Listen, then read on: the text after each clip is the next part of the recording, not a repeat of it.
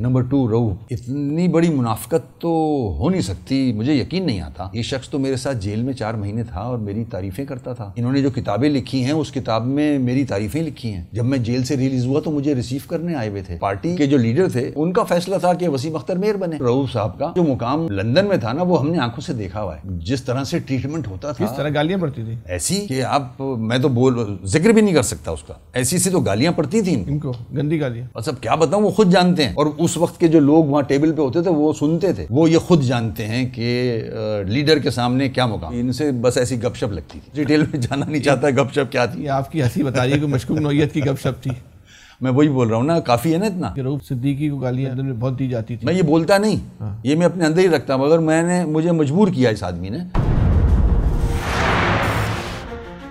میں ایک pod cost سنی رؤوف صدیقی صاحب کی، انہوں نے الزام لگایا ہے کہ ایم کیو ایم کی ہماری پوری کوشش تھی کہ کسی طور پہ وسیم اختر کو جو ہے وہ میئر نہ بنایا جائے۔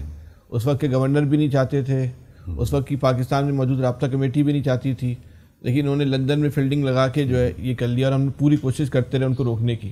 اگر ہماری بات مان لی جاتی تو پھر کوئی اچھا میئر، ریحان ہاشمی کا انہوں نے نام بھی لیا، بلکہ یہ ریحان ہاشمی جانتے ہیں نا رؤوف صدیقی کو آپ؟ جی بالکل جانتا ہوں۔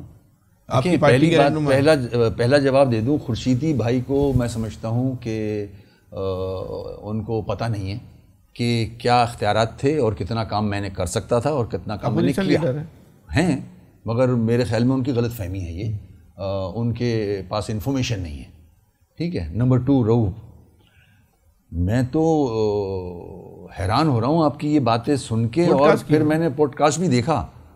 اتنی بڑی منافقت تو ہو نہیں سکتی، مجھے یقین نہیں آتا۔ یہ شخص تو میرے ساتھ جیل میں 4 مہینے تھا اور میری تعریفیں کرتا تھا۔ انہوں نے جو کتابیں لکھی ہیں اس کتاب میں میری تعریفیں لکھی ہیں، اور میری اتنی تعریفیں کرتے تھے یہ جیل کے اندر کہ آپ ہی یہ سارا کچھ فیس کر سکتے ہو زیادتیاں، کیونکہ میں جیل میں یہی بھگت رہا تھا، کیسز بن رہے تھے مجھ پہ، اور یہ دنیا کے آگے بیٹھ کے بولتے تھے کہ وسیم اختر کے علاوہ اور کوئی یہ پوزیشن ہینڈل کر نہیں سکتا میئر شپ کی۔ جب میں جیل سے ریلیز ہوا تو مجھے ریسیو کرنے آئے ہوئے تھے یہ خود، تو اگر یہ باتیں یہ ان کے دل میں یہ ہے کہ انہوں نے مخالفت کی تھی، نہیں جب میئر بن رہے تھے انہوں نے مخالفت کی تھی۔ ان کی مخالفت کرنے سے ہوگا کیا؟ پارٹی کے جو لیڈر تھے ان کا فیصلہ تھا کہ وسیم اختر میئر بنے۔ گورنر نے مخالفت کی تھی اس وقت کے؟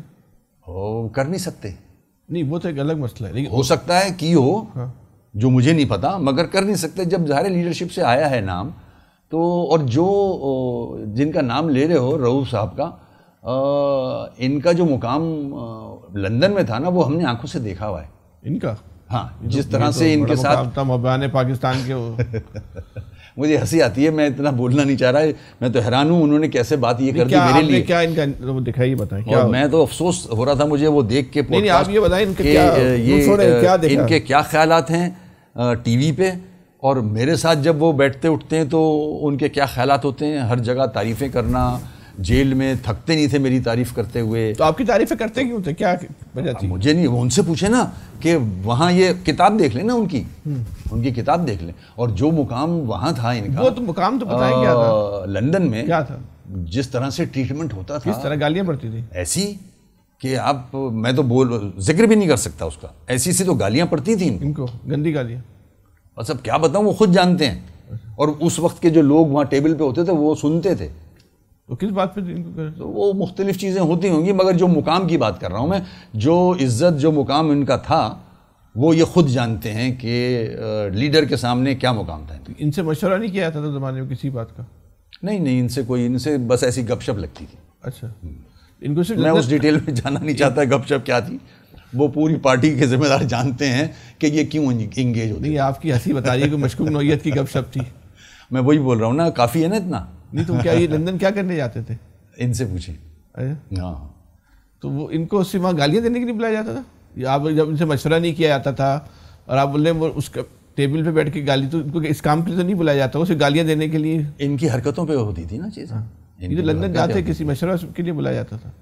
نہیں، ان سے کیا مشورہ لے گا آدمی بھائی، چھوڑے نا آپ، بیکار خامخواہ میں دوسرا سوال کریں، ٹائم ویسٹ کر رہے ہیں آپ۔ ٹھیک ہے، اچھا وسیم بھائی، تو یہ بتائیں کہ یہ جو آپ نے گالی کی بات کی کہ رؤوف صدیقی کو گالیاں وہاں لندن میں بہت دی جاتی تھی، میں یہ بولتا نہیں، یہ میں اپنے اندر ہی رکھتا ہوں. مگر مجھے مجبور کیا اس آدمی نے, جو منہ پہ اتنی منافقت, جو منہ پہ میری تعریف کر رہا ہے, کتاب میں لکھ رہا ہے, اور ٹاک شو میں بیٹھ کے یہ والی باتیں دل کے اندر. افسوس ہوا مجھے. لیکن ان کو تو وزیر داخلہ بھی لندن نہیں بنایا ہوگا نا.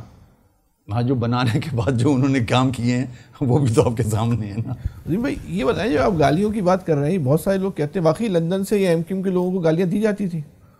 ان کی حرکتوں پہ دی جاتی تھی بالکل. تو کون کون لوگ تھے؟ تو رؤف صدیقی ہو گئے. اب میں اس ڈیٹیل میں جانا نہیں چاہ رہا. مناسب نہیں.